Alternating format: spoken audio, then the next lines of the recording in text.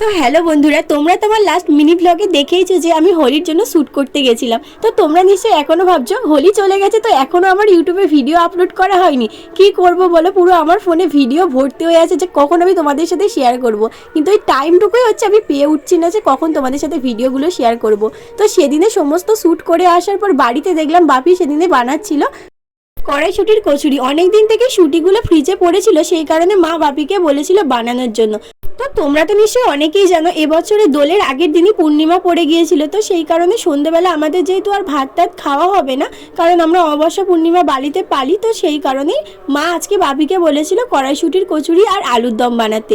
আর এই আলুর দমের রেসিপিটা তো অলরেডি আমার চ্যানেলে আপলোড করা আছে, তো সেটা আর দেখালাম না।